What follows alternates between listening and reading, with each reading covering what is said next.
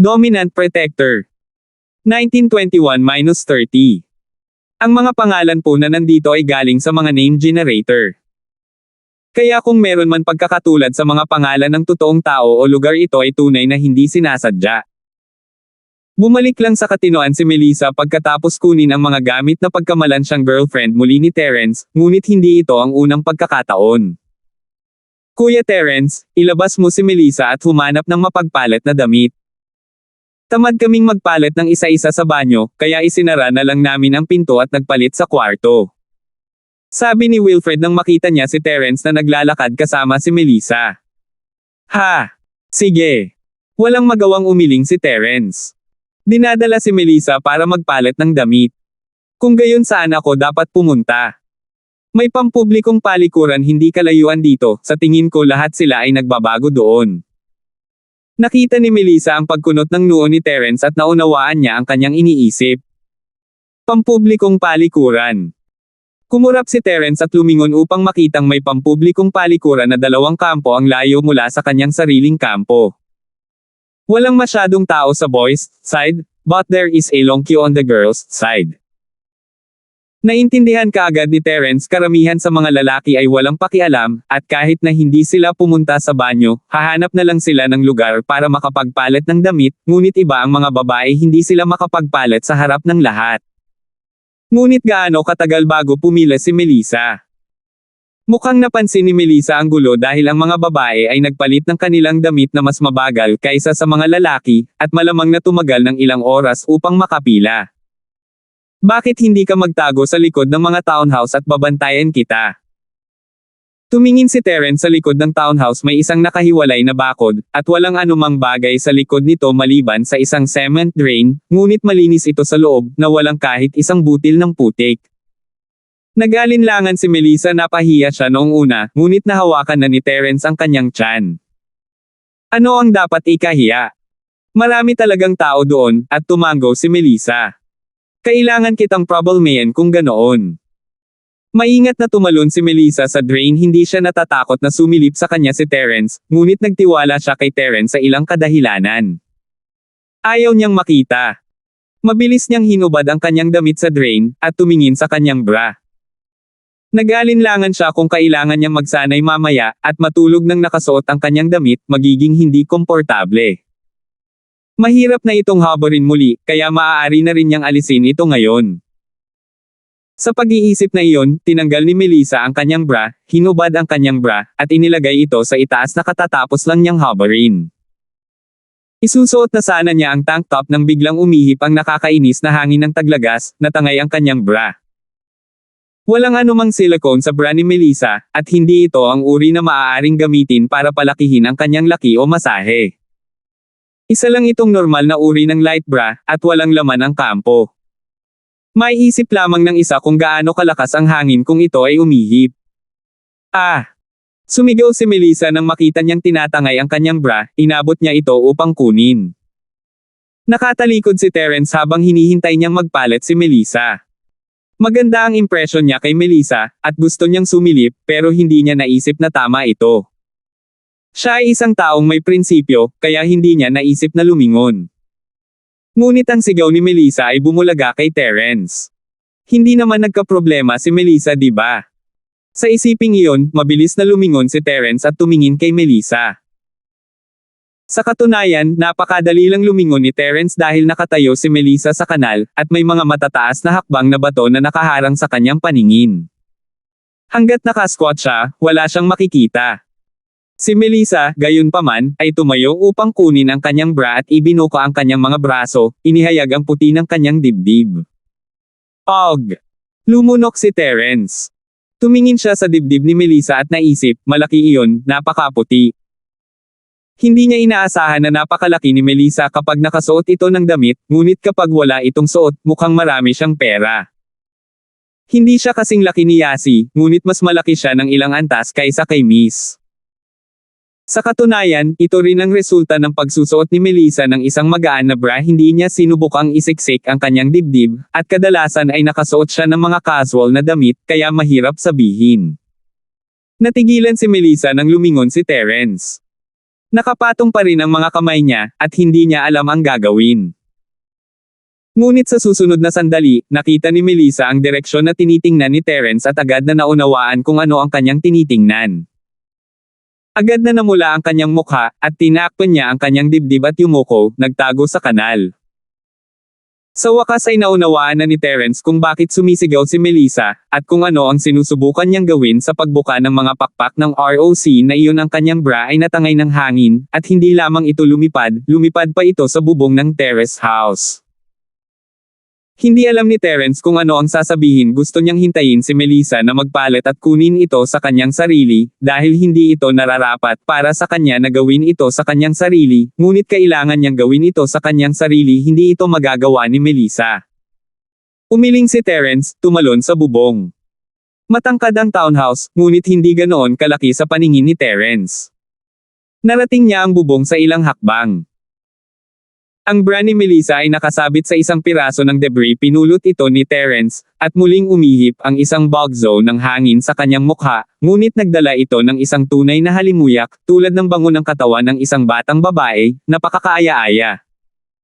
Napakurap-kurap si Terence, napagtanto na ito ay ang bango ng bra ni Melissa. Ang bango ay nagpanginig kay Terence, medyo cool. Si Melissa ay hindi isang taong mahilig maglagay ng makeup, at makikita niya sa kanyang hubad na mukha na hindi siya gumagamit ng pabango, kaya ang bango na ito ay ito kaya ang maalamat na pabango ng katawan. Hindi sigurado si Terence, at habang nag-iisip siya, narinig niyang may tumawag sa kanya mula sa ibaba. Kuya Terence. Pagkatapos magpalit ng damit, lumabas siya ng townhouse at itinaas ang ulo para makita si Terence na nakatayo sa beam. Wilfred. Lumingon si Terence at nakita ang lalaki, ngunit hawak pa rin niya ang bra ni Melissa. Si Wilfred, sa kabilang banda, ay nakita ang bra sa kamay ni Melissa, at ang kanyang paghanga kay Terence ay parang tubig ng Yellow River mula sa langit, na dumadaloy sa dagat at hindi na babalik. Kuya Terence, ang galing mo, ang galing mo. Talagang ginagawa mo ito sa bubong kasama ang hipag, na mas mahusay kaysa sa mga kapatid na Chezen at Breastdropper Brothers. Ikaw ang kapatid sa rooftop. Binigyan siya ni Wilfred ng thumbs up. Wala pa siyang nakitang mag-asawang nagnenegosyo sa silid. 1922. Og. Masyado kang nag-iisip. Pinagpawisan si Terence, pumunta ako sa kwarto para kunin. Ito, Melissa ay nasa drain sa likod. Ang alisan ng tubig. Napakabangis pa rin yan. Sabi ni Wilfred. Alam ni Terence na hindi makakatulong ang pagpapaliwanag, kaya tumalon siya sa bubong at pumunta sa drain sa likod ng townhouse. Nakabihis na si Melissa, ngunit medyo namumula pa rin ang kanyang mukha, lalo na nang bumalik si Terence dala ang kanyang bra na payuko siya sa kahihiyan. Sinabi sa kanya ni Melissa na isa lang itong hindi pagkakaunawaan at wala lang iyon, kaya't nagsuot siya ng kanyang damit at tumayo roon habang hinihintay si Terence, ngunit ngayong nakabalik na si Terence, medyo napahiya siya. Here you go. Inabot ni Terence ang bra kay Melissa. Ako. Ayoko na. Makukuha mo. Nahihiya na si Melissa sa simula, at mas lalo siyang nahiya nang ibalik ni Terence ang bra sa kanya. Ayaw niya dahil nahihiya siyang bawiin iyon, at para sa iyo, ay isang bagay na binitawan niya nang hindi iniisip, ngunit pinagsisihan niya ito kaagad. Babae siya, kaya bakit niya binigyan ng isang lalaki ng bra na sinuot niya noon? Hindi ba ito masyadong malabo? Ga! Hinawakan ni Terence ang bra, walang imek. Ano ang kahulugan nito? Hinawakan ni Terence ang kanyang ilong at tiningnan ang bra sa kanyang kamay, hindi alam kung ano ang gagawin dito. Alam ni Terence na hindi siya magnanakaw ng underwear o perverted underwear collector, pero mabango ang bra. Nagdadalawang isip siya kung itatago ba niya ito o hindi. Ito ay wala lang. Nakita ni Melissa na kaliwat kanan ang tingin ni Terence sa kanyang bra at mas lalo siyang napahiya. Kinuha niya iyon at nilagay sa bulsa niya. Hindi mo ba ako binigay? Napakurap si Terence habang inalis ni Melissa ang kanyang bra. Tinadyakan ni Melissa ang kanyang paa sa galit, gusto niyang ipasok ang kanyang bra sa bibig ni Terence. Nalaman na niya kung hindi dahil sa bra niya. Mamamatay ka ba kung kakaunti kang magsalita? Ako. Ayoko nang paalisin ka ulit. Walang choice si Melissa kundi sabihin ito, pero masyado silang intimate. Napakamot ng ulo si Terence at ngumiti ng mapait, fine. Tara na. Dinampot ni Melissa ang kanyang mga damit at handa nang maglakad pasulong. Teka. Mabilis siyang pinigilan ni Terence. Anong mali? Lumingon si Melissa, iniisip kung talagang gusto ni Terence ang kanyang bra. Kung nagpumilit siyang hingin, dapat ba niya itong ibigay o hindi? Hindi pa ako nagpapalit ng damit. Nagpalit na sila. Kung babalik ako para magpalit, hindi ba ako naglalaro ng unggoy? Sabi ni Terence habang tinuturo ang kanyang damit. Oh! Nakahinga ng maluwag si Melissa, at naawa sa hindi pagkakaunawaan kay Terence. Oo, paano siya naging pervert? Kung ganoon nga ang kaso, matutuwa siyang sumabay sa agos kapag napagkamalan siya ng mga tao na girlfriend niya, at hindi man lang mag-abala na magpaliwanag. Medyo nagilty si Melissa sa naisip niya, at medyo napahiya. Pagkatapos, tutulungan kitang magbantay. Tumango si Terence at tumalon sa drain. Ngunit si Terence ay nagpalit ng kanyang damit ng mas mabilis kaysa kay Melissa, at bumalik sa tabi ni Melissa sa isang iglap. Let's go! Tapos na akong magpalit. Napakabilis. Nagulat si Melissa. Sanay na ako, hindi ko sinasadya, ngumiti si Terence, narinig kong sumigaw ka, kaya lumingon ako. At nakita kita. Ang lakas ng loob mo pang sabihin yan. Muling namula ang mukha ni Melissa habang nakatitig kay Terence, galit sa kanyang mga mata. Tinapakan niya ang paa niya. Nakalimutan ko. Tumingin si Terence kay Melissa, hindi niya akalain na ang isang tahimik na babaeng tulad niya ay masasabik din. Nagkibit balikat siya, actually, nakalimutan ko na rin. Kalimutan mo na yang ulo mo, bawal mo na ulitin yan. Napailing si Melissa. Hindi na naglakas loob si Terence na magsalita pa. Naglakad ang dalawa papunta sa townhouse at nakita si Wilfred at ang kanyang mga kaklase na nakaupong 2 at 3, nagkukwentuhan at nagpapahinga. Nang makita ni Wilfred si Terence, sumugod siya at nakita ang namumula na mukha ni Melissa. Naunawaan niya kaagad at humahangang sinabi, Boss, ang galing mo talaga. Huwag kang magsalita ng walang kaparerekon. Umirap si Terence. Alam ko. Si Jimboy lang, Harper, at alam ko. Walang ibang nakakaalam. Pero malamang nahulaan din ito ng iba. Tumawa si Wilfred. Sa katunayan, ang iba ay tumingin lahat kina Melissa at Terence na may alam sa kanilang mga mukha nang lumabas sila mula sa likod ng townhouse. Ang munting brat na ito na si Terence ay siguradong nag-e-enjoy, hinahayaan siyang magkaroon ng ganoon kagandang babae. Hindi ba mas mabuti kung siya ang iyong hurno, young master you? Napabuntong hininga ang lalaking may dilaw na buhok. Hahayaan ko munang maging mayabang si Terence. Kapag naging second-class alchemist na ako, magiging elder na ako sa pamilya mo. Kahit na hindi ko maipadala ang mga masters ng pamilya mo para patayin ng direkta si Terence, magagawa ko ito ng palihim. Ang pagkamuhi ni Pancho kay Terence ay malalim sa buto. Bukod dito, kapag naging alchemist ako sa ikalawang baitang, magagawa kong pinuhin ang hindi mabilang na mga medicinal pills at kumita ng kayamanan sa nakatagong auction. Sa oras na iyon, hindi magiging mahirap para sa mga tao ng Blood-clad Yellow Spring sect na patayin siya. Oo. Tumango ang purple na buhok, napaka-calculative mo, young master. Hayaan mo munang maging mayabang si Terence. Mayabang. Hindi natin siya kayang talunin sa ating lakas, ngunit maaari tayong gumamit ng ibang paraan para kasuklam-suklam siya at bigyan siya ng kaunting problema. Maaari rin nating ituring ito bilang kasiyahan sa paaralan. Sabi mo, Pancho. Kung gayon, hindi ka ba natatakot na baka atakihin tayo ni Terence kapag itinulak niya ito ng napakalayo? Ang dilaw na buhok na lalaki ay nakaramdam ng lamig sa kanyang gulugad nang maisip niya si Terence. Kung maglalakas loob siyang hawakan ako sa klase ni Boss Bai, ito ay kawalang galang kay Boss Bai, at ang lalaking iyon mula sa Sky Elixir Sect ay hindi ito papakawala ng madali. Alam mo kung sino si Boss Bai? Kung si Terence ay maglakas loob na hawakan ang kahit isang buhok sa aking ulo, hihingi siya ng kamatayan. Gusto kong hawakan niya ako.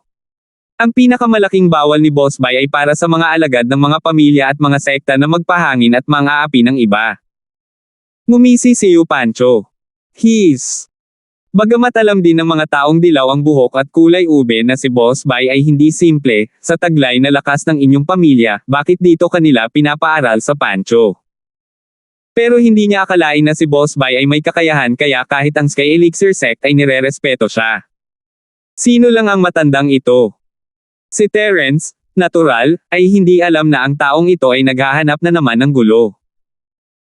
Nakita niyang lahat ng mga kaklase niya ay nakatingin sa kanya at kay Melissa sa kakaibang paraan, kaya dinala niya si Melissa pabalik sa townhouse. 1923. Malakas si Terence, ngunit wala siyang magawa sa kanyang mga kaklase.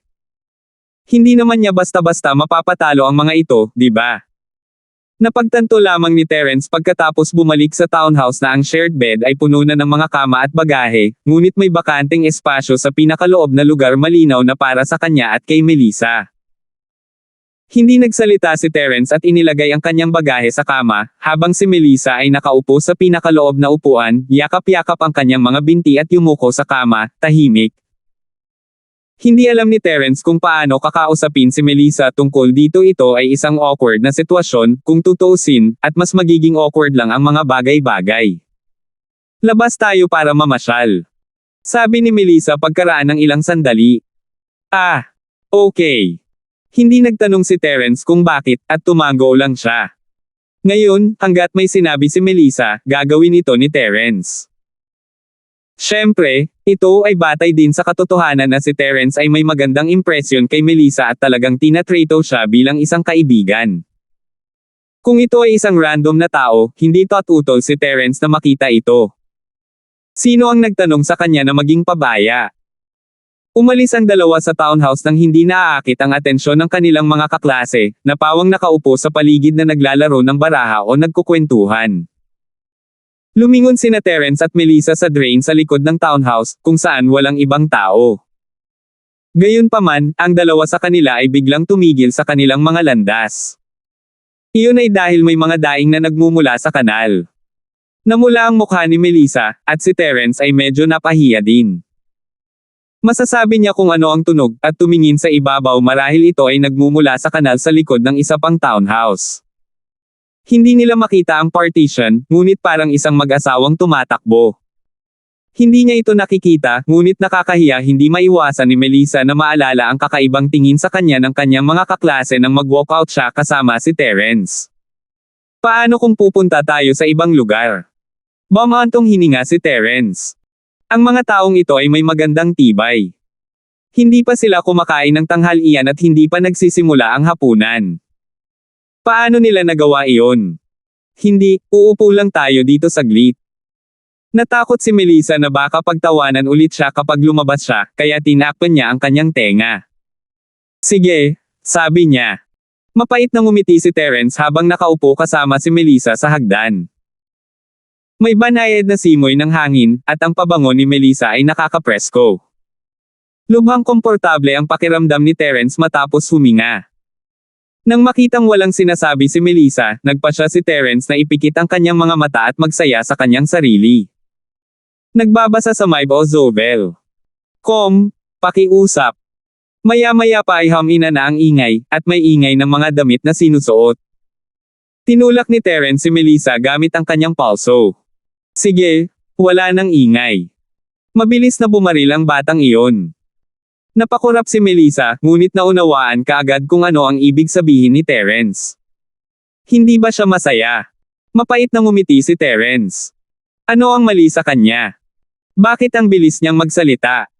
Paano niya nasabi iyon kay Melissa? Hindi sinasadya ni Terence na sabihin iyon, nasabi lang niya iyon dahil nalasing siya sa pabango ni Melissa. Pero hindi niya naamoy ang pabango ni Melissa sa classroom kanina. Ano bang nangyayari? Pwede bang? Tumingin si Terence sa dibdib ni Melissa na may kakaibang ekspresyon. Kanina pa siya natatakpan ng kanyang bra, pero ngayong wala na ito, hindi ba't? Anong tinitingin-tingin mo? Napatalon si Melissa nang mapansin niyang nakatitig si Terence sa kanyang dibdib. Hindi narinig ni Terence ang boses ng adulterous couple na katabi at may gagawin sana sa kanya, di ba?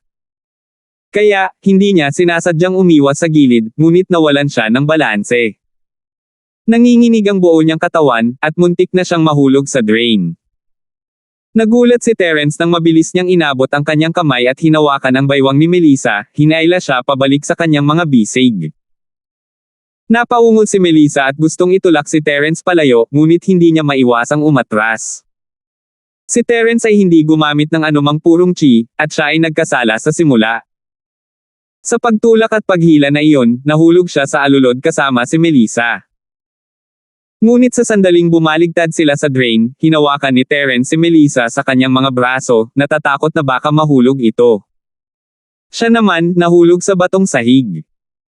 Ilang araw nang hindi umuulan, at ni isang patak ng tubig ay wala sa drain. Nahulog si Terence dito ng malakas. Gitling tandang padamdam. Napahiyaw si Melissa, pinagsisihan ang kanyang desisyon sa sandaling siya ay nahulog Terence. Hindi ba ganoong klaseng tao, di ba? Lalong nagsisi si Melissa nang protektahan siya ni Terence at nahulog siya sa sahig na bato. Hindi siya dapat naging matigas ang ulo. Paano magiging maayos si Terence kung nahulog siya sa ibabaw niya? Hindi man siya mabalian ng buto ay malamang na matabyunan siya ng mga pasa. Sa katunayan, ayos lang si Terence. Binalot niya ang kanyang sarili at si Melissa ng purong chi sa sandaling mahulog siya, at kahit na hindi, sapat pa rin ang kapal ng kanyang balat upang makayanan ang pagbagsak. Nakaligtas siya kahit na pinalipad siya ng matandang Lin sa paanan ng West Star Mountain. Gayunpaman, sa sandaling nahulog silang dalawa sa kanal, nagmamadaling sumugod si Wilfred. Kuya Terence. Boss. Nakatanggap lang siya ng abiso na malapit na ang tanghalian, at sinabihan siyang ipunin ang kanyang mga kaklase para sa tanghalian sa kantin, ngunit sina Terence at Melissa ay wala kahit saan. Pumunta siya sa likod ng townhouse para hanapin sila, at habang nagpapanik siya, tumakbo siya sa drain at nakita niya si Melissa na nakahiga sa ibabaw ni Terence, gumulong-gulong silang dalawa. I'm sorry, Kuya Terence, Melissa. Hindi ko sinasadyang matakpen ka. Oras na para kumain. Nang makitang nandoon pa rin ang kanilang mga damit, nakahinga ng maluwag si Wilfred. Halatang kasisimula pa lang nila, at hindi pa pumapasok sa susunod na hakbang. Kung hindi ba't nakakahiyang makita silang hubot-hubad? Ngunit hinangaan niya si Terence Melissa na ginamit na niya ang bibig niya para pagsilbihan siya minsan sa loob ng kotse, at naging intimate ulit sila nang magpapalit sila, at ngayon ay pupunta na sila sa ikatlong pagkakataon. Wilfred, nakaupo lang kami dito at nag-uusap, at ang hipag mong si Melissa. Si Terence ay awkward na tumayo habang nakayakap si Melissa, ngunit tinawag niya itong Melissa's sis-in-law. 1924. Si Terence ay walang magawa bakit siya patuloy na gumagawa ng mababang antas ng mga pagkakamali tulad nito ngayon. Isa lang itong pagkakamali sa antas ng kindergarten. Mabilis niyang binago ang kanyang mga salita nang makita ang ekspresyon ni Melissa. Nalaman mo na ang lahat. Si Melissa iyon, hindi sinasadyang nahulog siya. Mabilis ko siyang hinatak pataas, ngunit nahulog din ako. Si Wilfred ay may hitsura ng pangunawa, ngunit makikita ng sino man na hindi siya naniniwala dito. Ngunit hindi nakakagulat hinihila ni Terence si Melissa pataas nang mahulog siya, ngunit bakit siya naroon? Ito ay ganap na hindi makatwiran. Ngunit, ang totoo ay hindi nagsisinungaling si Terence ganyan dapat, ngunit walang naniniwala sa katotohanan sa mga araw na ito. Anong meron sa ekspresyon na yan? Hindi nakaimik si Terence. Wala lang, Kuya Terence. Actually wala lang. Napaka-normal na bagay. Nagmamahala ng mga lalaki at babae. Hindi alam ni Wilfred kung bakit nahihiya si Terence, ngunit hindi siya mukhang isang taong mahihiya. Sige, bilasan mo at manguna ka. Nakita ni Terence na malapit ng dumyugo ang mukha ni Melissa, at mabilis na naputol. Terena, handa na ang iba.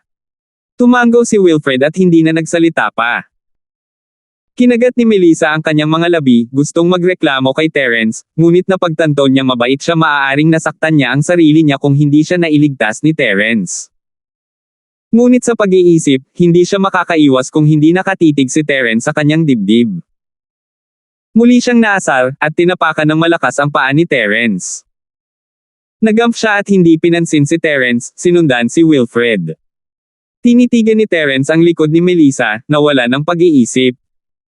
Ito ay hindi dahil sa pagtapak ni Melissa, ngunit dahil tila naalala ni Terence na may isang batang babae na tumingin sa kanya na may parehong galit na mga mata, at tumakbo palayo pagkatapos ng kanyang paa.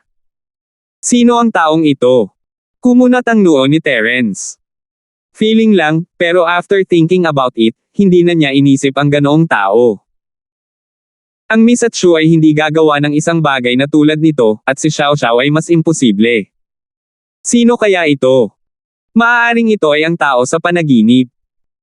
Minsan, kapag ang isang tao ay nakaranas ng isang bagay, nakakaramdam sila ng déjà vu, na para bang naranasan nila ito sa kanilang mga panaginip o sa kanilang mga nakaraang buhay. Ito ay isang napaka-misteryosong pakiramdam. Maraming tao ang nakaranas nito, ngunit hindi ito maipaliwanag ng siyensya. Ito ay halos hindi maipaliwanag ng mga panaginip. Hindi kaya. Na nakita niya si Melissa sa kanyang panaginip. Nanaginip ba siya na matapakan siya nito? Sa pagtingin sa kanyang likuran habang siya ay naglalakad palayo, ito ay tila nagsasapawan sa isang tiyak na bahagi ng kanyang memorya. Marahil, ito ay talagang isang panaginip. Umiling si Terence at mabilis na sumunod. Nagbabasa sa Mybo Zobel. Pakiusap. Super laki ng mga kantin dito.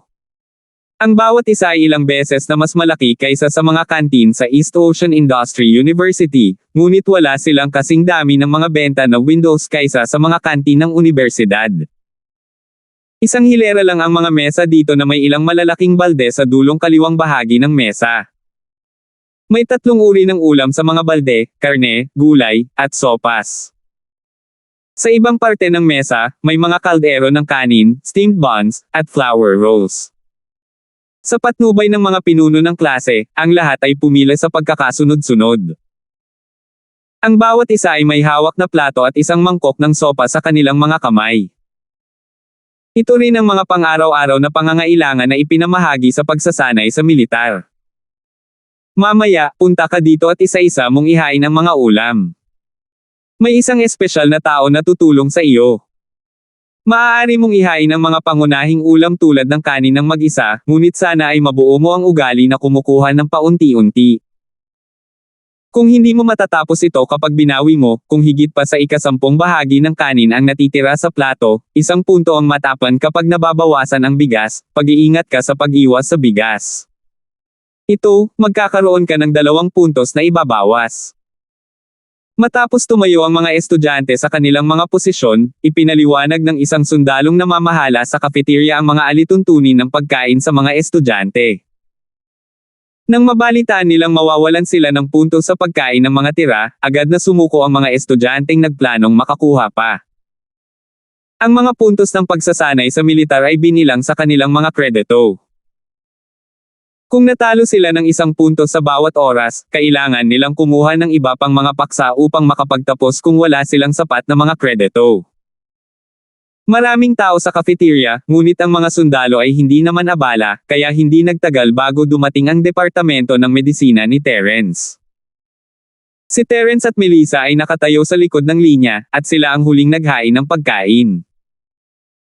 Ang mandirigma na naghahain ng pagkain ay naghahain sa mga lalaki sa buong oras, at pagdating sa Melissa, hindi niya ito nakita ng malinaw at binigyan din siya ng bahagi ng lalaki. Sasabihin na sana sa kanya ni Melissa na magbawi, ngunit napagtanto niya na hindi nararapat na bawiin ito ngayong inalis na niya ito. May mga ibang klase din na naghihintay sa pila, kaya wala siyang choice kundi umalis kasama si Terence. Ayaw mo ng main course. Nagtataka na tanong ni Terence, hindi kinuha ni Melissa ang main course, 1 bowl lang ng egg soup. Marami ng pagkain. Natatakot akong may natira. Nakakunot ang noo ni Melissa habang nakatingin sa mga pinggan sa plato. Oh, ayos lang. Dumampot si Terence ng 2 bulaklak at inilagay sa plato ni Melissa. Hindi masama ang mga rolyo ng bulaklak na ito. Kumain ka at magutom ka ngayong gabi. Hindi alam ni Melissa kung ano ang sasabihin, ang isang roll ay marami na para sa kanya, at binibigyan siya ni Terence ng 2. Ubusin ko na ang natitira mong pagkain. Alam ni na Cheryl at Yasi na si Terence ay may malaking gana, ngunit hindi na kailangang kumain ng sobra-sobra si Terence. Ito ang pakinabang ng pagiging isang practitioner. Namula si Melissa si Terence ay kumakain ng kanyang mga natira. Hindi ba't parang indirect kiss yun? Ngunit ang ekspresyon ni Terence ay normal, at ang kanyang mga mata ay malinaw alam ni Melissa na siya ay nag-o-overthink sa mga bagay-bagay. Pumayag siya at naghanap ng mesa kasama si Terence. Pagkaupo nilang dalawa ay may hiyawan sa hindi kalayuan sa likuran nila. Kumunat ang noo ni Terence nang marinig niya ang isang pamilyar na boses, ito ay kay Wilfred.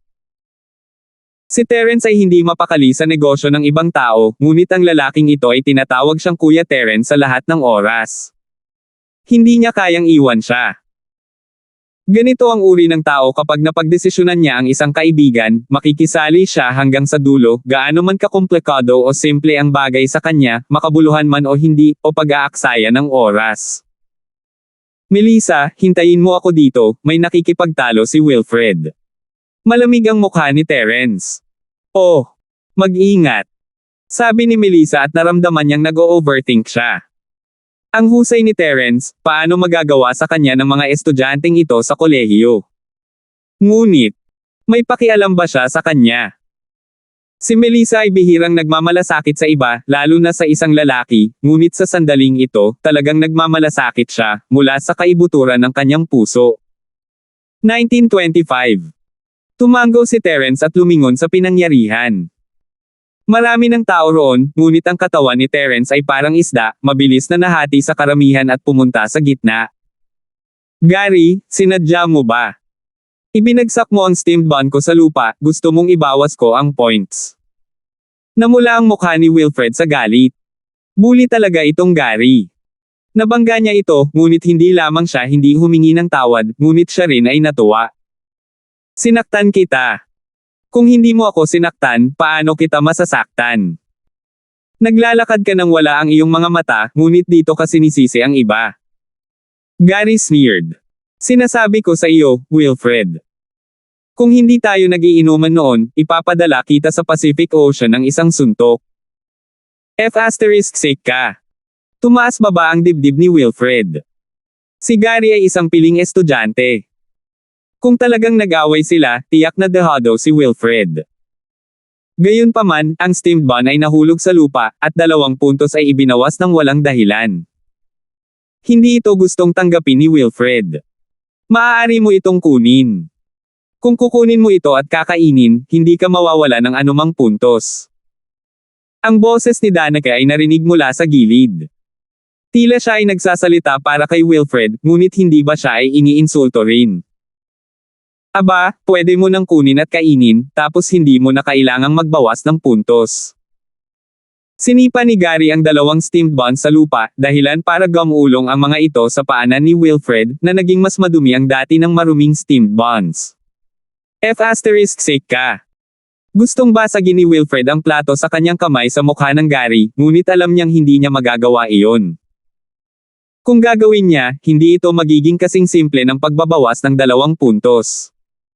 Ito ay magiging isang paglabag sa disiplina. Siya ay tiyak na ibabalik sa paaralan ng instructor, at maging ang kanyang mga kredito sa pagsasanay sa militar ay kakanselahin. Paano tayo? Sino ang nakakaalam na ang bawat ulam sa plato ay napakahirap gawin? Huwag mong sayangin ito, kailangan nating maging masipag at magtipid. Tumingin si Gary kay Wilfred nang nanunukso. Huling beses sa KTV, pinawalan ng mukha ni na Wilfred at Terence si Danica at Gary. Natural, hindi nasiyahan ang dalawa at gustong humanap ng pagkakataong makapaghiganti kay Wilfred. Matapos marinig ang tungkol sa disiplina sa cafeteria, alam nilang dumating na ang kanilang pagkakataon. Huminga ng malalim si Wilfred. Pupulot muna siya ng 2 steamed buns sa lupa. Kung sila ay iniwan sa plato at hindi kakainin, ang 1 punto ay mababawas ng higit. Kung sila ay itinapon sa lupa, 2 puntos ang ibabawas.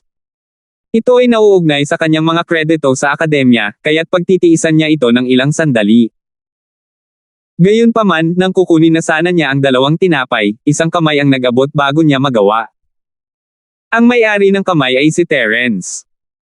Pinulot ni Terence ang 2 buns mula sa lupa at ipinahid ito sa kanyang sapatos bago tumayo. Nagulat ang lahat. Si Danica, Gary, at maging si Wilfred ay nalito.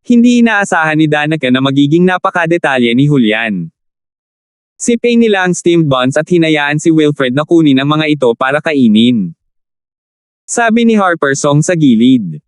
Ganun ba? Lumingon si Julian kay Danica at Gary at nagtanong. This. Alam nilang dalawa na imposibleng magsinungaling sa napakaraming estudyanteng nanunood. Nauutal lang sila at walang lakas ng loob na aminin. Nag-aaksaya kayo ng pagkain at nanggugulo sa kantin. Bawat isa sa inyo ay magkakaroon ng 4 na puntos na ibabawas. With that, tumalikod si Julian at umalis. Sina Gary at Danica ay nakaramdam ng pagsisisi. Kung alam lang nila, hindi na sana sila nagpapaliwanag. Maganda ang paliwanag na ito, at 2 pang puntos ang ibinawas. Ano ba ito? Napansin ni Wilfred na kakaiba na si Julian ay pumanig sa kanya, ngunit siya pa rin ang biktima, kaya hindi niya ito masyadong inisip at tumawa ng malakas, ang hustisya ay nasa puso ng mga tao. May mga taong nagbubuhat ng bato at binasag ang sarili nilang mga paa. Makikita natin ang totoong deal sa freshman party. Hinailan ni Danica ang Gary at nag-iwan ng malupit na pangungusap ang dalawa bago umalis ng mabilis. Hindi nila kayang mawala ang mukha nito. Kuya Terence, ang galing mo. Pagkaalis ni Danica at Gary, tinapik ni Wilfred ang balikat ni Terence at excited na sinabi. Tara na at kumain na tayo. Ngumiti si Terence. Si Melissa, na nakaupo sa isang mesa sa hindi kalayuan, ay nakita rin ang nangyari, at hindi maiwasang mapangiti. Ang Terence na ito ay talagang isang marahas na tao, hindi ba? Sa isa pang mesa sa hindi kalayuan, tumingin siya kay Danica na may pagkadismaya. Noong nakaraan, akala niya ay isang disenteng tao si Danica. Bagamat hindi maganda ang impresyon nito sa kanya, wala rin naman siyang masamang nararamdaman. Gayunpaman, ang ginawa niya ngayon ay sadyang nakakadiri. Bagamat medyo duwag ang dating performance ni Wilfred, hindi niya akalain. Si Gary ay isang elite na estudyante, at ang mga ordinaryong estudyante ay walang kapantay para sa kanya. Si Wilfred ay humihingi lang ng pambubugbog. Para naman kay Terence, Himayo shook her head. Talagang hindi mo mahuhusgahan ang isang libro sa pabalat nito. Siya ay tumingin napakaamo, ngunit siya ay napakarahas. Siyempre, wala siyang pakialam sa iniisip ni Terence. Bagamat hindi niya inamin ang relasyon nila ni Melissa, masasabi niyang hindi normal ang kanilang relasyon sa paraan ng pagkakaupo niya kay Melissa. Bagamat matindi ang labanan, mabilis itong hamupa. Ang lahat ay nagugutom, at ito ang army.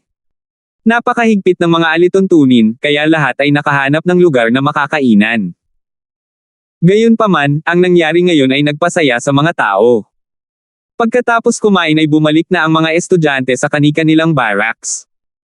Sa matutulis na orasan ng 6:00, lahat sila ay nagtipon sa harap ng kani-kanilang barracks. Matapos magtipon ang departamento ng medikal, mabilis na lumitaw sa harap nila si Julian. Sa pag-uulat sa instructor, ang departamento ng medikal ay nagtipon. Ako ang taga-subaybay ng klase, Wilfred. Pakibigay sa akin ang iyong mga tagubilin. Lumabas si Wilfred at sinabi. Napakagaling, Wilfred, bumalik sa team. Tumango si Julian, kontento na. Bukas ang simula ng iyong opisyal na pagsasanay sa militar.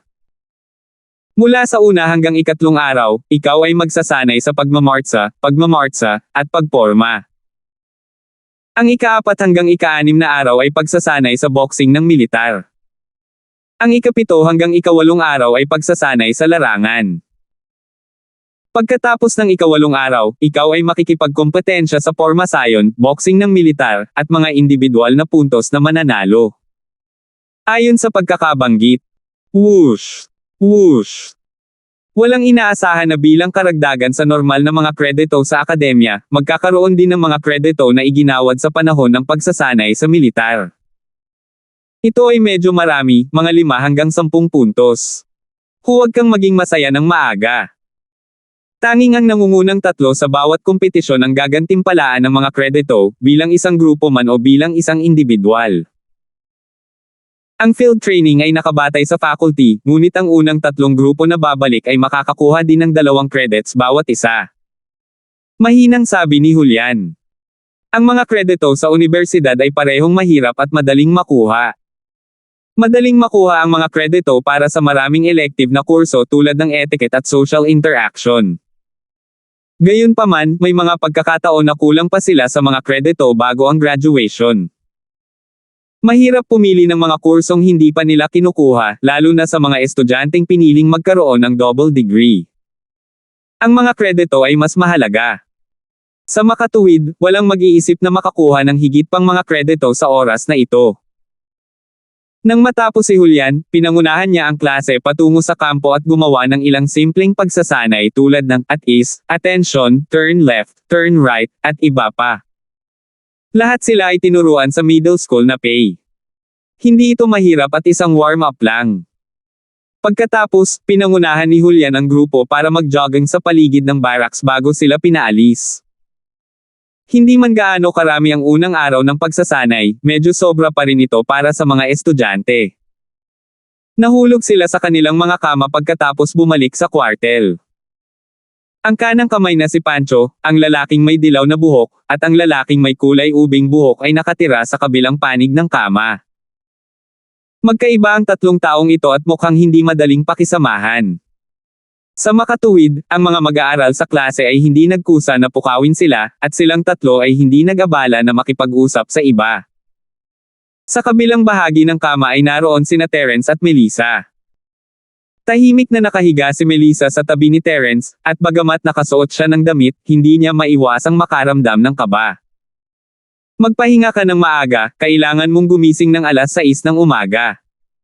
Sabi ni Terence kay Melissa pagkatapos tingnan ang oras. Palihim na sulyap ni Melissa sa kalmadong si Terence, at hindi niya maiwasang makaramdam ng kaunting kaba. Ito ang kanyang unang pagkakataon na nakitulog sa isang lalaki, at kahit na sila ay nakasuot ng damit at sila ay nasa mga espesyal na kalagayan ng pagsasanay sa militar, ang paghinga ni Melissa ay medyo nagmamadali. Buti naman kapag bukas ang ilaw, pero ngayong walang kuryente, medyo kinakabahan siya. Ano ang iniisip mo, nadilat ang iyong mga mata? Nakangiting tanong ni Terence pagkaraan ng ilang sandali, nakitang hindi pa natutulog si Melissa. Nakikita mo ba ako? Medyo nagulat si Melissa, walang ilaw sa kwarto, at madilim sa labas ng bintana. Ang tanging ilaw lang ang pumasok sa bintana, ngunit napakahina nito kaya hindi niya makita kung ano ang nangyayari sa loob. Napakaliwanag ng iyong mga mata, nakita ko ito. Hindi napigilan ni Terence ang panunokso. Kinagat ni Melissa ang kanyang mga labi, hindi alam kung ano ang sasabihin. After a long while, she kalokohan. Hindi ako lobo. Matulog ka na. Dahil doon, ipinikit ni Terence ang kanyang mga mata. Naghintay ng ilang sandali si Melissa, at nang tumigil si Terence sa pagsasalita, nakatulog din siya. Ang huling gabi ng Taglagas ay napakalamig. Bagamat lahat ay nakasuot ng makapal na camouflage na damit, hindi sila natatakpan ng mga kumot, kaya medyo malamig pa rin. 1927. Nakatank top lang si Melissa sa ilalim ng kanyang camouflage uniform, at siguradong malamig ang pakiramdam niya. Subconsciously, nagpunta siya upang maghanap ng init, at napunta siya sa mga bisig ni Terence, nakaramdam siya ng init dito. Hindi alam ni Terence kung dapat ba siyang matatawa o maiiyak sa biglang pagsulpot ni Melissa sa kanyang mga bisig. Si Terence ay hindi nakatulog, na papikit lang siya para mag-practice sa Jade Space, ngunit halos hindi na siya nakatulog simula nang malaman niya ang tungkol sa sikreto. Gayunpaman, medyo malakas ang kanyang perception sa outside world, at naramdaman niya kaagad si Melissa sa kanyang mga bisig. Umiling si Terence, lumabas sa Jade Space. Gusto niyang itulak si Melissa palayo, ngunit hindi niya kayang bitawan ito. Ang paghawak kay Melissa sa kanyang mga bisig ay nagpagaan sa kanyang pakiramdam, at hindi niya maiwasang mabigla sa banayad na halimuyak na nagmumula kay Melissa. Ang amoy ay ginawang napaka-komportable ni Terence, at hindi niya maiwasang mapasinghot pa ng ilang beses. Bigla na lang siyang nakaramdam ng init sa ibabang bahagi ng tiyan niya, kaya napalundag siya. May iniisip ba siya tungkol kay Melissa? Kung iyon ang kaso, at nalaman ni Melissa ang tungkol dito, magiging awkward talaga. Sa pag-iisip na iyon, mabilis na na-activate ni Terence ang ikalawang yugto ng sining ng Dragon Mastery, sinusubukang alisin ang apoy sa kanyang katawan. Ngunit, nang dumampi ang kanyang chi sa apoy sa kanyang tiyan, siya ay nataranta. Hindi ito ang apoy ng pagnanasa, maaari niyang malaman kung ito ay mula sa pagnanais, ngunit kung ito ay hindi pagnanasa, kung gayon ito ba ay ang pabango ni Melissa. Ngunit ano man ang mangyari, hindi naglakas loob si Terence na bumagal. Sinimulan niyang gamitin ang kanyang chi para tunawin ang apoy.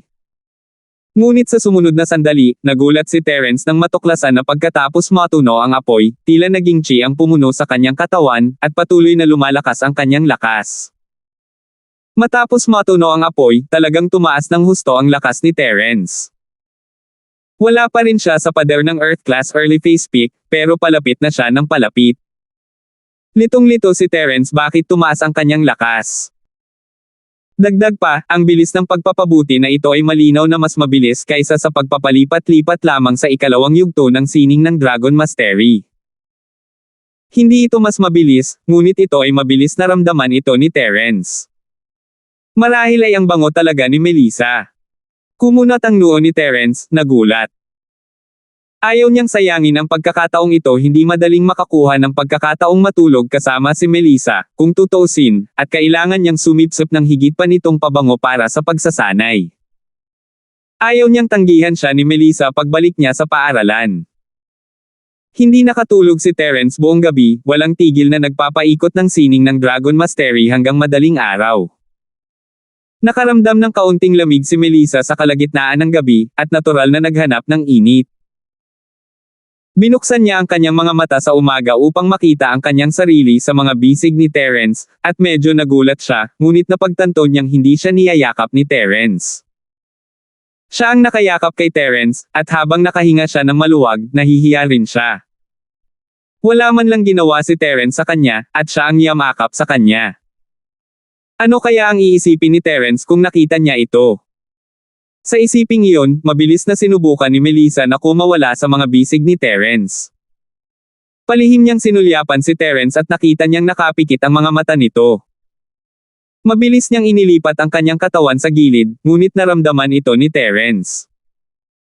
Si Terence ay hindi pa natutulog, nagsasanay siya sa buong oras, kaya hindi niya namamalayan na nagsalita, "Melissa, gising ka na."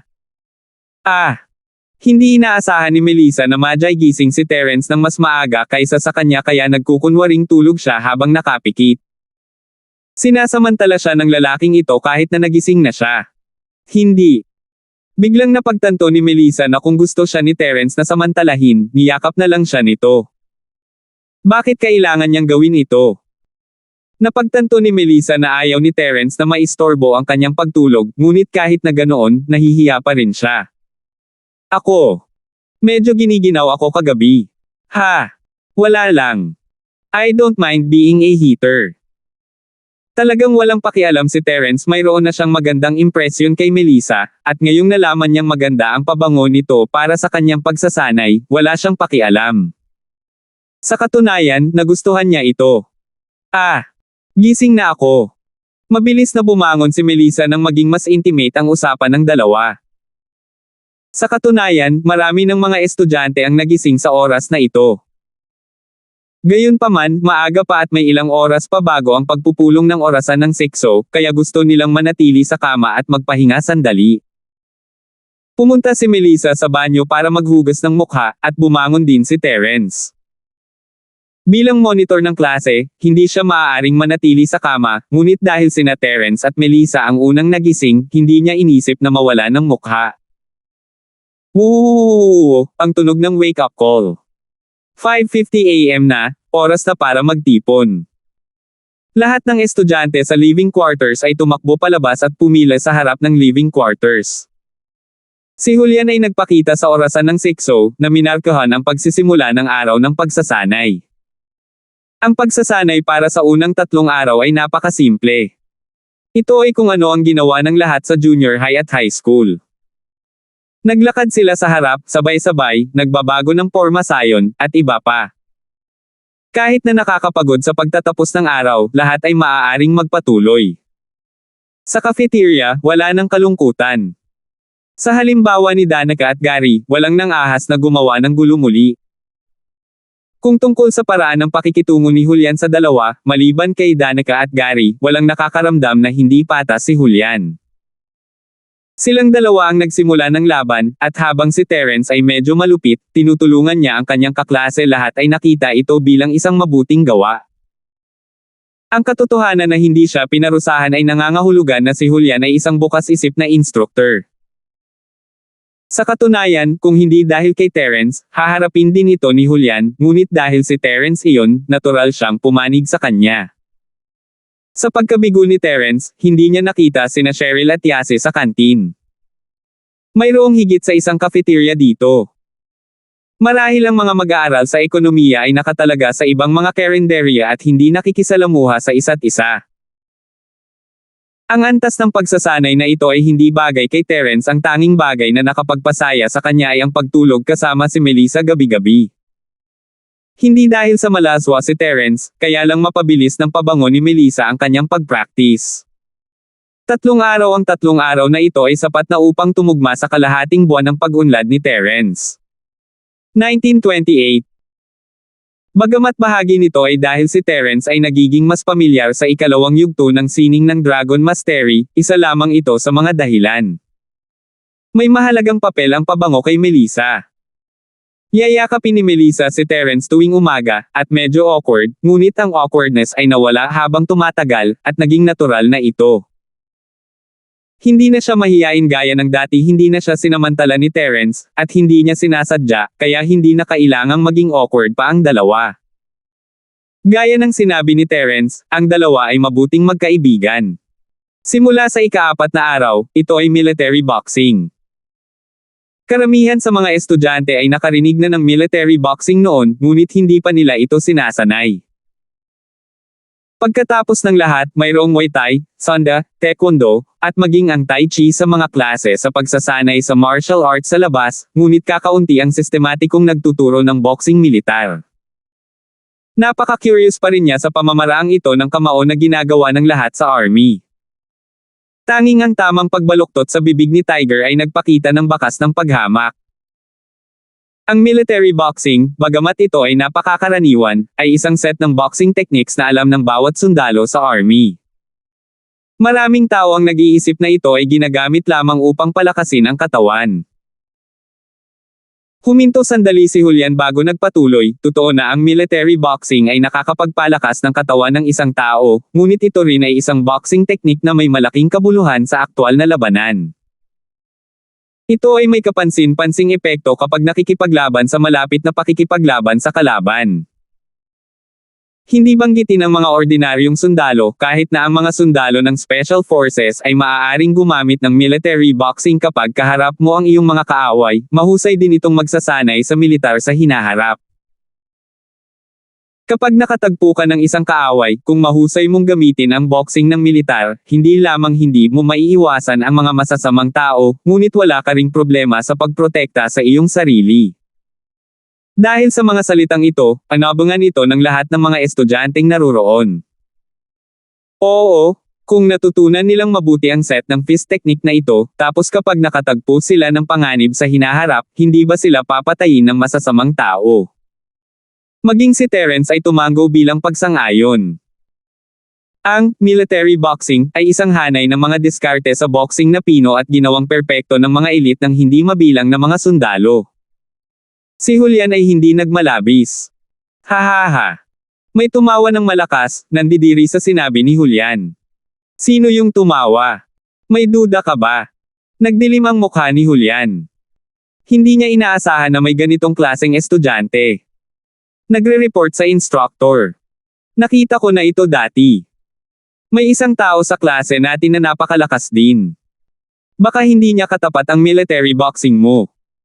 Ang lalaking may dilaw na buhok, ang laki ng kanang Pancho, ang tinuruan ni Terence ng leksyon. Nakita ni Pancho ang mga kilos ni Terence sa kantin at nahulaan niya na ayaw ni Terence na magdulot ng gulo sa campus, kaya sinimulan niyang isagawa ang kanyang plano. Ipapagawa niya ang dilaw na buhok na lalaki na magdulot ng gulo kay Terence at kasuklam-suklam si Terence, at mas makabubuti kung makuha niya si Terence na magbawas ng ilang puntos. Kailangan lang niyang magdusa sa katahimikan at hindi makapagsalita ng anuman, iyon ang pinakamataas na antas ng kalokohan. Oh! Sinong sinasabi mo? Sumimangot si Julian at tiningnan ang kulay ng buhok ni Blondie. Bakas ang pagkasuklam sa kanyang mga mata. Malamang na gangster ang lalaking ito, ginagawa ang lahat ng gusto niya sa paaralan dahil lang may pera ang pamilya niya. Ngunit ito ay ang army, hindi isang paaralan. Hindi siya pinayagan ni Julian. Si Terence, siya ay isang martial arts master. Itinuro ng lalaking may dilaw na buhok si Terence. Oh, paano mo nalaman na martial arts expert siya? Di ba pareho kayo? Tanong ni Julian. Ga! Hindi inaasahan ng lalaking may dilaw na buhok na itututok kaagad sa kanya ni Julian ang sibat na patigil siya. Sumimangot din si Pancho, natutuwa siya sa tagumpay ng kanyang pukana. Pagkatapos ng lahat, hindi alam ni Terence kung dapat ba niya itong labanan o hindi. Sa ganang kanya, madaling matanggal ni Terence ang instructor, ngunit hindi ba siya mawawala ng mukha kung gagawin niya iyon?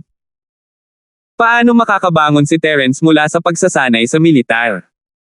Kahit na hindi kinasusuklaman ng instructor si Terence, papunahin pa rin siya ng paaralan. Ngunit kung sinasadyang aminin ni Terence ang pagkatalo, sa kanyang lakas na maaaring pumatay sa isang Earth class, hindi ba't napaka-frustrate na aminin ang pagkatalo sa pakikipaglaban sa isang normal na instructor?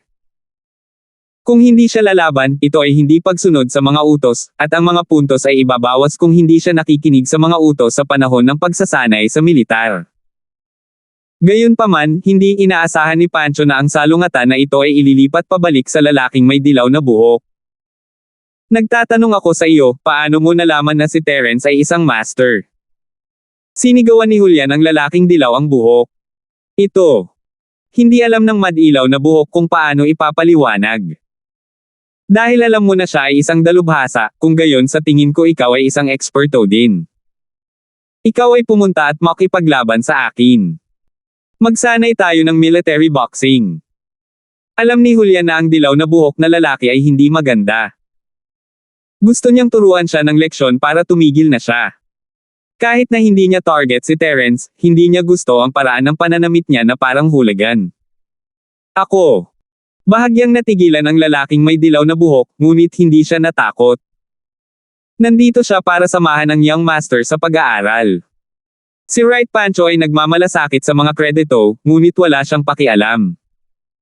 Hindi man siya makapagtapos, hindi mahalaga. Customer lang siya sa pamilya mo. Walang silbi ang academic qualification na ito sa kanya, kaya tumawa ang lalaking may dilaw na buhok. Okay lang ako, pero instructor, linawin muna natin ito. Kung ako ang mananalo sa military boxing mo, ano ang mangyayari? Nanalo ka. Anong sabi mo? Hindi inakala ni Julian na ang dilaw na buhok ay maglalakas loob na magtaas ng kondisyon. Naningkit ang kanyang mga mata na gustong makita kung saan nanggaling ang pagtitiwala ng lalaking may dilaw na buhok. Sa kasamaang palad, si Julian ay walang mga mata ni Terence. Ang mga dalubhasa sa panloob na puwersa ay maaari lamang ipakita ang kanilang lakas kapag sila ay nagpapalipat-lipat ng kanilang panloob na chi. Kung hindi nila ito sinasadyang ibunyag, maaari lamang nilang ipakita ang kanilang lakas sa isang labanan o kapag ginagamit nila ang qigong. Ang mga pisikal na practitioner ay walang chi sa kanilang mga katawan, at maaari lamang umasa sa kanilang malalakas na katawan upang ilipat ang chi sa natural na mundo. Hindi masasabi ni Terence ang kanilang lakas kung hindi sila umatake. Kapag ako ang nanalo, tayong tatlo ay hindi sasali sa pagsasanay sa militar. Gayunpaman, dapat mong bigyan kami ng buong marka para sa aming pagsasanay sa militar at bigyan kami ng ilang karagdagang puntos. Itinuro sa kanya ng lalaking may dilaw na buhok, kanang nakapulupot na tigre, at kulay ube ang buhok. Sige, kahit nalabag ito sa mga patakaran, papayag pa rin ako. Dahil hindi mo ako matatalo, at ipapakita ko sa iyo kung ano ang military boxing. Sabi ni Julian na may malamig na ngiti. Hoy, sabi mo eh. Ang dilaw na buhok na lalaki ay tumawa at nagsimulang i-channel ang mga sining sa kanyang katawan. Ang kanyang lakas bilang isang maagang yugto ng Mystic Class Master ay ganap na nahayag. Ang mga mata ni Julian ay kumislap sa pagkagulat, hindi niya akalain na ang isang thug ay magiging isang maagang yugto ng Mystic. 1929. Siyempre, hindi siya masyadong inisip ni Julian. Siya ay isang mystic late phase peak ngayon, at ang kanyang lakas ay pinagsama-sama na. Bakit siya matatakot sa lalaking dilaw ang buhok? Maaari mo akong salakayin. Magagamit mo ang lahat ng uri ng galaw. Gagamitin ko lang ang boxing ng militar para labanan ka. Nagkunwari si Julian na hindi niya nakita ang lakas ng dilaw na buhok at mahinang sinabi. Ngumuso sa puso niya ang dilaw na buhok. Parang wala kang alam sa mga cultivator, at gusto mo pa akong talunin sa military boxing. Kahit na nilinang mo ang military boxing sa sukdulan nito, isa ka pa ring ordinaryong tao. Ang pagkakaiba mo sa isang magsasaka ay parang pagkakaiba sa pagitan ng langit at lupa. Sinabi mo, walang imik ang dilaw na buhok at nagpakawala lang ng suntok. Siyempre, natatakot siya na mapatay niya si Julian sa isang suntok, kaya ginamit lang niya ang early phase golden class strength niya para turuan ng leksyon si Julian. Bang! Sinuntok ng lalaking may dilaw na buhok ang braso ni Julian, at ang pag-atake ni Julian ay isa sa mga defensive move ng military boxing. Noong una, inakala ng taong may dilaw na buhok na ang suntok niya ay magpapalipad man lamang kay Julian, kung hindi mabali ang kanyang braso. Gayunpaman, hindi gumalaw si Julian. Ang dilaw na buhok naman ay napaatras ng ilang hakbang at bumagsak sa kanyang puwitan. Hahaha. Nang makita ang blonde na nakaupo sa lupa, nagtawanan ang lahat ng mga estudyante. Napakayabang ng lalaking ito sa simula. Gusto pa niyang i-exempt sila ng instructor sa military training at makakuha ng bonus points. Sino siya sa akala niya? Ayaw masaktan ni Julian ang lalaking may dilaw na buhok, kaya kinontrol lamang niya ang kanyang lakas sa mystic early phase peak. Kailangan lang niyang sugpuin ang lalaking may dilaw na buhok.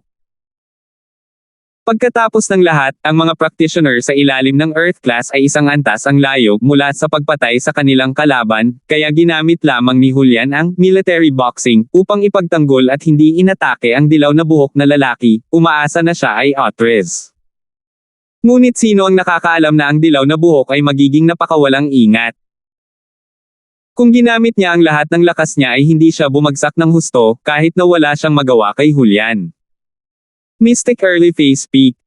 Hindi makapaniwalang tumingin kay Julian ang dilaw na buhok. Kailan pa nagkaroon ng napakaraming practitioner? Kailangang malaman ng isa na siya ay mula sa isang nakatagong bahay, at iyon ang dahilan kung bakit siya nagkaroon ng lakas ng klase ng mystic. Ngunit si Julian ay isang military instructor lamang, at mas malakas siya kaysa sa kanya. Ang kanang kamay na tiger at purple na buhok ay mga practitioner din, hindi nila masasabi kung gaano kalakas si Julian noon, at magiging mga tulala sila kung hindi na nila kaya ngayon. Nagbago ang mukha ni Tiger sa kanang kamay, dilaw na buhok, bumalik ka. Purple buhok, umalis ka. Oo. Ang purple na buhok ay tumanggo, siya ay isang mystic mid-face, isang ulo sa itaas ng Julian, kaya siya ay sumang-ayon ng walang pag-aalinlangan. Hindi ko inaasahan na si Instructor Colton ay isang master. Kung gayon, kukuha ako ng 2 hakbang mula sa iyo sa ngalan ng aking kapatid. Tumayo ang purple na buhok at tumingin kay Julian.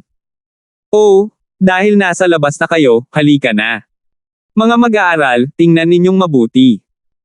Sa hinaharap, kung makatagpo kayo ng mga dilaw na buhok at kulay ube na mga punk na ito, maaari kayong matulad sa akin, upang maiwasan ninyo ang pambubuli sa kanila. Nagsimulang magpaliwanag si Julian sa mga estudyante gamit ang 2 ito bilang mga halimbawa. Naasar ang purple-haired guy, siya ay isang mystic mid-face, hindi isang gangster. Gayunpaman, hindi ito ang oras para makipagtalo. Hindi binanggit ni Julian ang anumang mga pangalan, kaya ang purple na buhok ay maaari lamang itong hawakan sa ngayon. Ang pinakamahusay na paraan para lumaban ay ang pabagsakin si Julian mamaya. Hahaha, oo, Instructor Colton. Panoorin nating mabuti.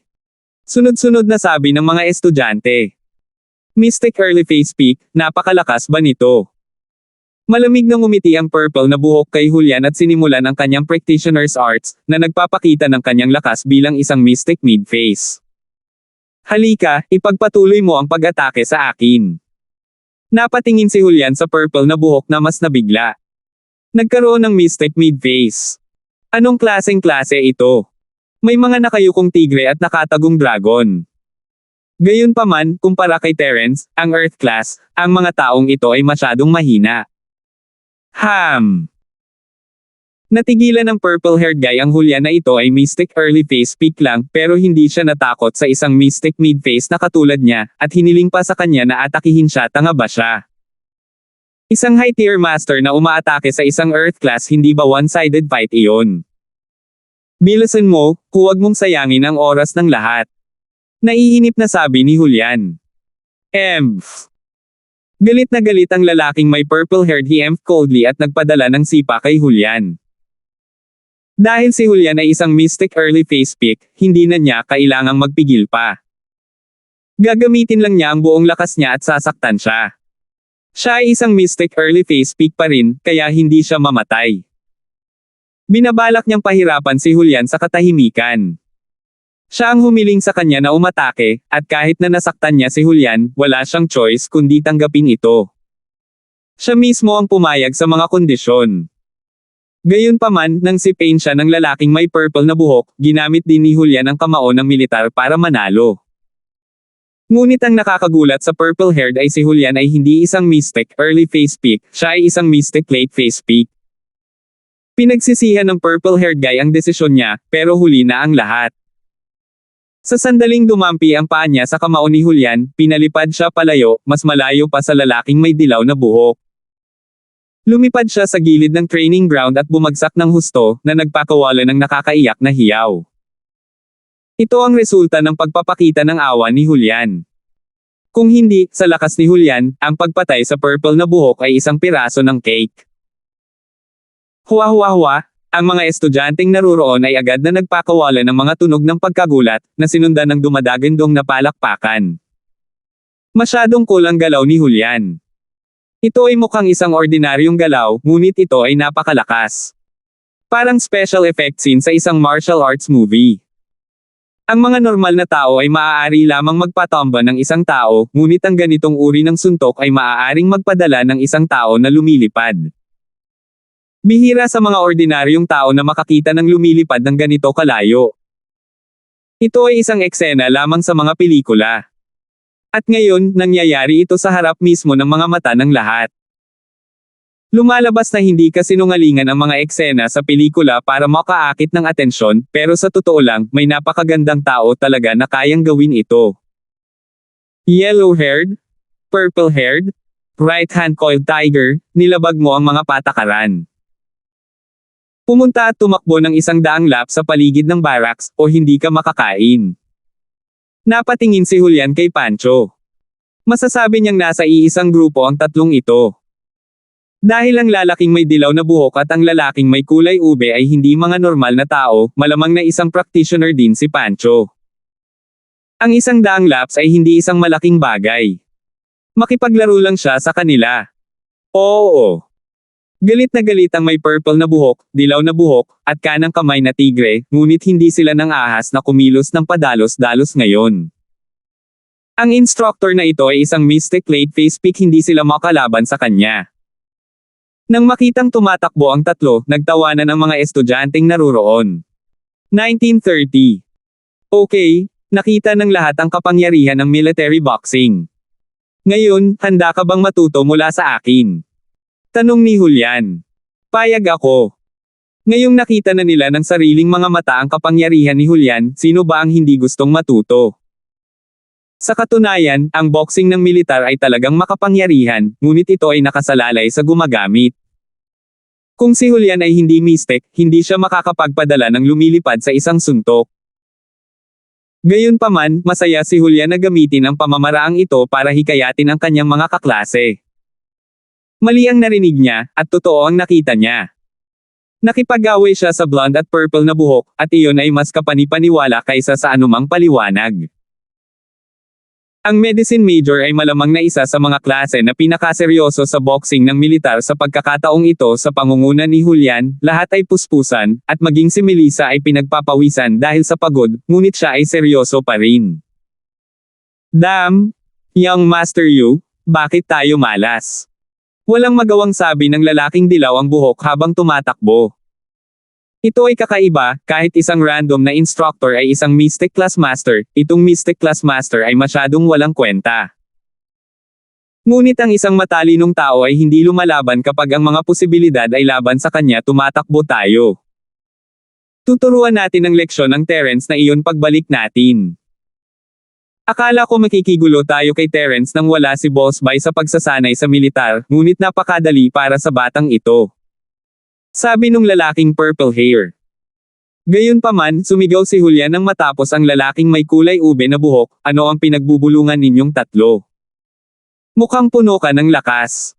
Isa pang daang lap. Napatingin si Julian kay Pancho. Ang lalaking ito ay isa lamang Golden Class Master, ngunit ang ilang daang laps ay hindi dapat masyadong nakakapagod para sa kanya, kaya binigyan niya sila ng isa pang daang laps. Ikaw Pancho at ang iba pa ay lihim na dumaing, ngunit sila ay walang magawa. Sa isang kisap mata, 3 araw na ang lumipas. Ang susunod na kaganapan ay pagsasanay sa larangan, na isa sa pinakamahalagang kaganapan sa pagsasanay sa militar at ang pinakamahirap na nilalaman ng pagsasanay. Isa itong pagsubok sa kakayahan ng lahat na mabuhay sa ligaw.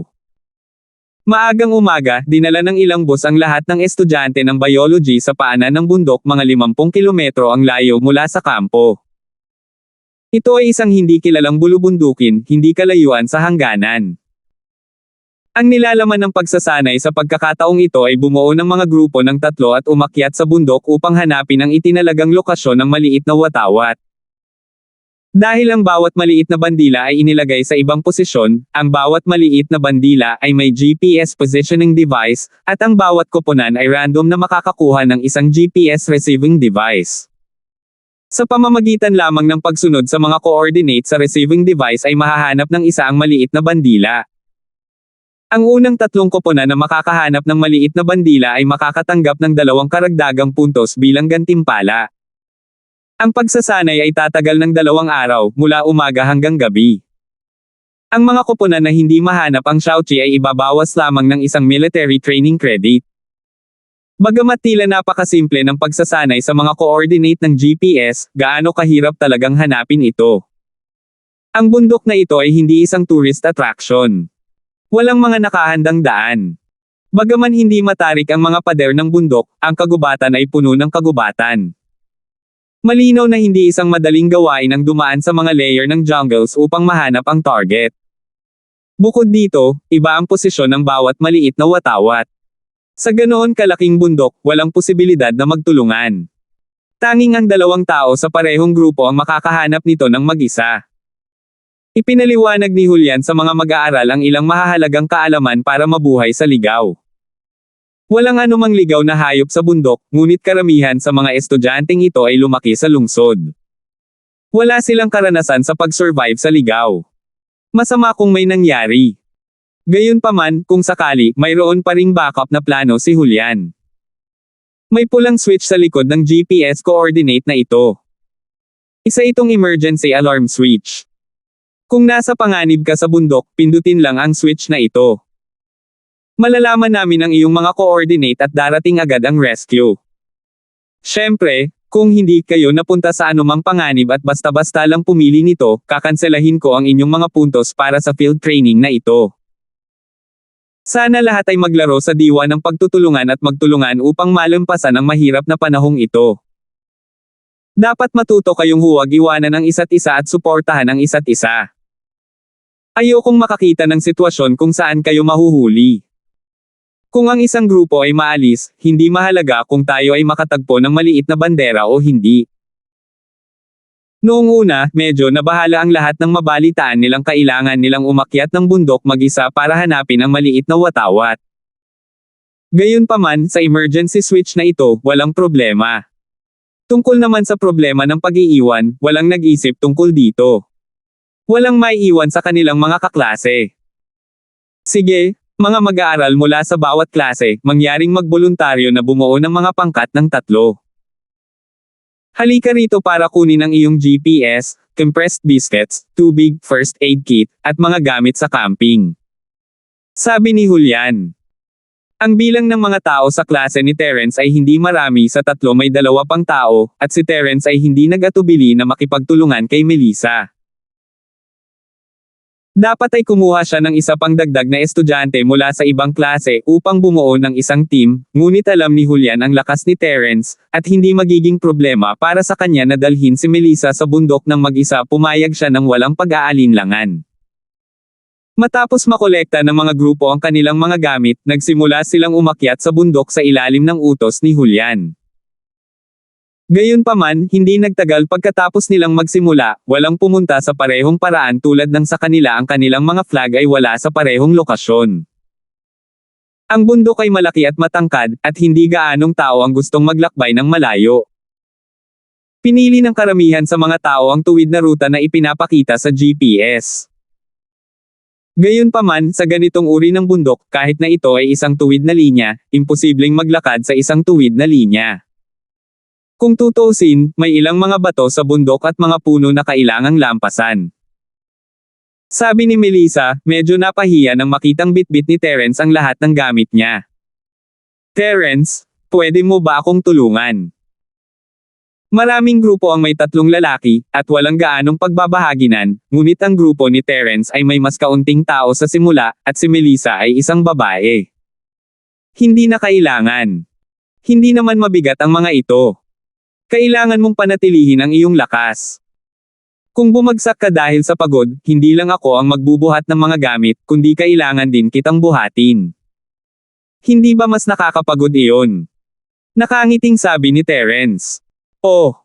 Namula si Melissa, at sa hindi malamang dahilan, inaabangan niya ito. Hindi niya alam kung kailan nagsimula, ngunit nasanay na si Melissa sa presensya ni Terence ilang araw na lang, at pakiramdam niya ay nagkaroon siya ng tiwala sa kanya. Hindi alam ni Melissa kung ito ay mabuti o masamang pakiramdam, ngunit hindi niya ito tinanggihan.